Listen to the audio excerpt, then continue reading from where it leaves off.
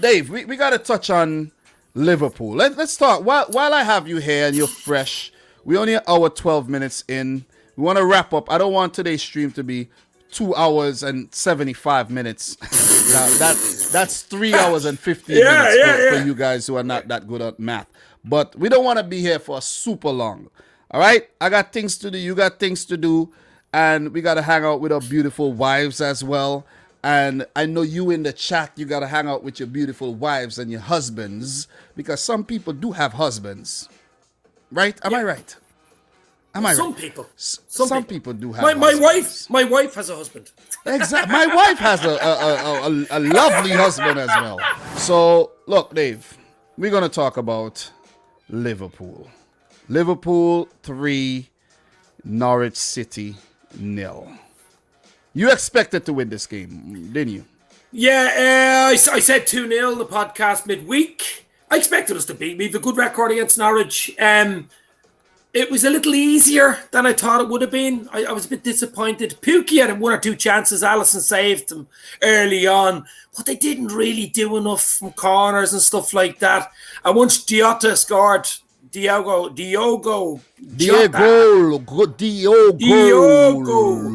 Well, listen, Jota. Could you get it right, please? Take your time. Diogo. Now I call him Jota's Gota Dalata. He's got everything, baby. When he got that goal, I think there was only going to be one winner. That was a lucky goal, though. Well, it was. I think Salah tried them, and it just slipped off Salah's foot. Yeah, but you know what it was? It was a good control take from Jota, and then the finish, bang. Yeah. Beautiful. Bang. You know, Salah plays that selfish type of football a lot, you know? But the football gods just didn't want him to have that one. He had it later, but it wasn't meant to be. So he tried to control it, and it went to Jota. And thank God for the Liverpool fans, he put it in. And you guys were on your way. I'll tell you what, listen, Jota got injured halfway through this. He was on fire when we signed him. On fire he was. He couldn't miss. Every shot went in. He got a bit of an injury. Didn't come back quite right. End of the season, started scoring again. This guy is going to, if he stays fit, he's going to be scoring goals for us. It's just a great option to have. I mean, Bobby came on then second half for Jota and scored. And Salah with the assist. So 2 assists from Salah, if you want to call the other one an assist. Yeah. But I mean, it's great to have Bobby scoring. I mean, Firmino, that's the one big thing with Liverpool fans is he doesn't score enough goals. And I think yesterday, Mane, Salah, Jota, who started, were actually very, very good. And I'm expecting a big season for Mane too. And if you have a good season from at least 2 of them, I think we'll be okay.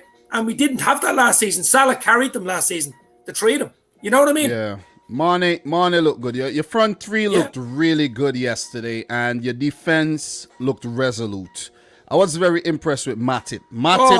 He does not get the credit he deserves, but Matip played a good game yesterday. Van Dijk, we know how solid he is, and you guys have to keep your fingers crossed with the Van Dijk thing. You have to manage his workload.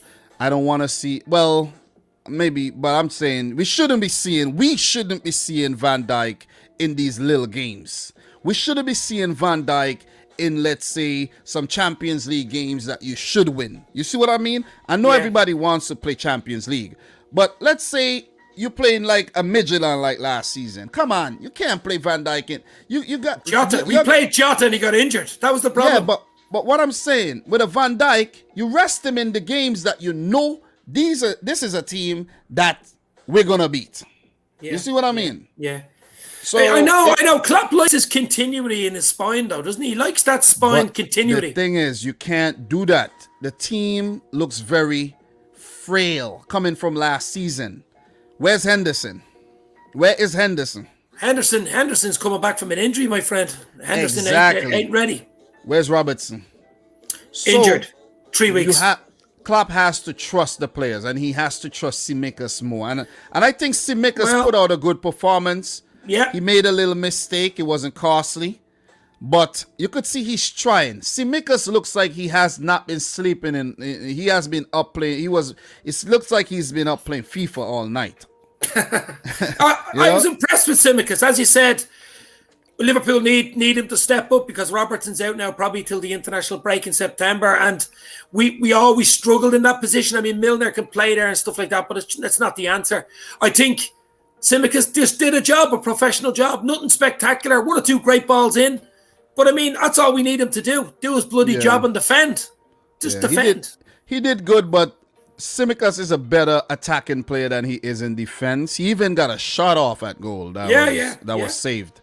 But I think he's better going forward than he is at the back. He made a little error at the back that was almost costly, but if Norwich had a bit more quality in the team, it would have turned out a little different. Because Liverpool are a team that do give you the opportunity. Oh, you'll get a chance against us. You have to take it, though. You have to take it. You definitely have to take it because you know when Liverpool get their chances, they're going to take their chances, and that's what they did on the day.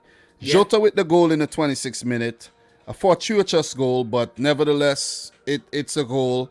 The change, when Norwich was still in the game at 1-0, when Klopp brought on Firmino and Fabinho, and he made those changes, you saw the Firmino goal came, and you could see the way Bobby Firmino executed that goal, set up by, it was Mane, Salah, and Firmino linking up. And Salah not being selfish, squaring that ball. It was a lovely ball, actually, by Salah. Yep, lovely ball.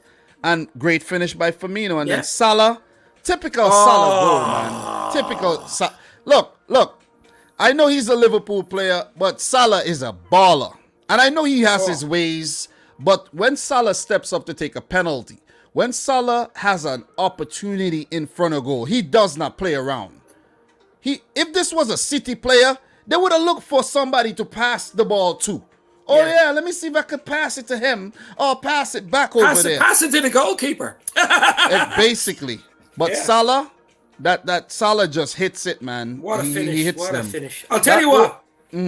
Let me talk about Mohamed Salah, the king of Egypt. Okay, I'll tell you what. 98 Premier League goals in 159 Premier League games. I think he's 9 million assists. He got 2 assists yesterday and a goal. Could add a second, to be fair.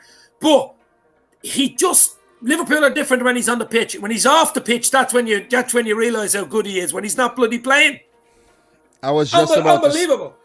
I was just about to say that. Imagine Liverpool without a Mo Salah right now. Liverpool must do all they can, and I mean all they can, to hold Salah down to a long-term contract. If any team wants him, they would have to pay a big premium. Listen, Salah, I know there's been debates who's better, Salah, Mane, who's more important. We know the answer. We're not going to get into this. No, Salah is the icon. It's a worldwide icon. Look, Mane does have his days, but Salah is the more consistent player. Yeah, Salah is the most consistent player, and he will be key. And he is very consistent. He hardly gets injured as well. So never injured. He's unbelievable. And I'll tell you another thing for Salah as well. I heard a thing yesterday that it's possibility he might sign an extension next week. He's 2 years left. He's 2 years left, 2023. As you know, Liverpool are tying down all their elite players, the likes of Trent, Fabinho, Van Dijk, Alisson, all signed extensions, 4 and 5 year extensions. Salah, Mane, and Robertson are the next 3, and Henderson, of course, who need to sign. We need to sign them down, and Salah, I'd say, will be the next big one. Quality, Dave. What are your thoughts on your midfield, man? Ox, Keita, Milner. I think I think when I saw that, I was like, I don't know, but they did okay. Well, okay. Let's be real. When Henderson's fit, when Fabinho's fit, and when Thiago's fit, I think Klopp will rather go with those 3, especially for the big games. I mean, that's a nice 3. Fabinho on his day is unbelievable. Thiago, we know what he can do. And Henderson is the captain. So I think that's the 3. But look, it's just lovely having options, Dominic. We didn't have options last year. We didn't have them. That is exactly why my approach this season is a little different than last season. I'm not writing you guys off. All I'm saying, once you have your boys fit, it's going to be a problem. It's going to be a problem. I'm going to put it out there right now. It's going to be a problem. I know City, 3 titles in 4 years. Bam. I'm a City fan, whatnot. But we saw what happened against Spurs. We're going to get into that just now. Liverpool will be a force if everyone's fit. Yeah, and I'm going to keep saying that all season. That's the key for me. It's not even who comes in or who leaves in the next 2 weeks. It's actually keep the spine fit, keep the quality, the elite players fit, and we'll have a good chance. Dave, Alisson, great performance again. Trent Alexander-Arnold, he looked good. Both going forward. He's filled out. He's filled out. Do you notice that? Did you? I like the hair too, though. The hair. Listen to what I'm about to say. The way he's carrying himself right now with the hair, that shows a confident young man. Yeah. For you to grow your hair out and be like, it's like a crown. It's like a crown. He's a confident man, and he means business. Missing out on the Euros, he wants to bounce back hard. He means business. Watch out. Yep. And with Trent Alexander playing well, you know Liverpool are going to be playing well. So, before we move on, your thoughts on Norwich City? To be honest, they were busy. They were busy. They had one or two really good chances. As you know, Alisson pulled off a great save. I know it was the 85th minute. It was like a treble save. It wouldn't have mattered anyway if it went in. But Pukki had one or two chances in the first half. Didn't take them. They were straight at Alisson. I to be fair now, I'm not being funny, but I think they'll go down again. I think they're a yo-yo club. Unfortunately, Delia Smith doesn't make cakes anymore. Her cakes aren't nice. You know what I mean? Yeah, I think they're in trouble. Listen, I think they're in trouble. You're spot on with that, because the Norwich fans didn't like my analysis of the team, but I think I was spot on with the prediction that they'll lose the game. They had moments, but they lacked the quality.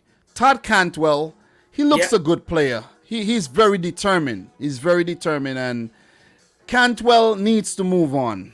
I'm just going to put it out there.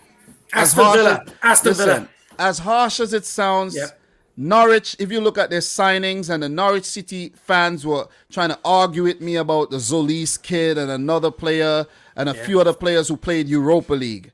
Look, they came to Norwich. They got an opportunity to play in the Premier League. They probably get in a better wage than what they got in Greece or in France in terms of Lise Melou. And they want to take up the challenge. But if you look at the signings, they're championship signings, in my opinion.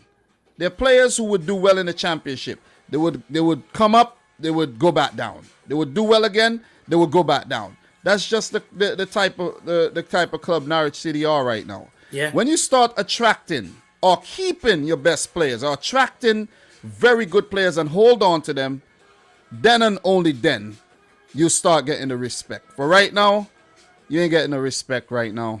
Respect is not out here. You have to earn it. It's not out here given away for free.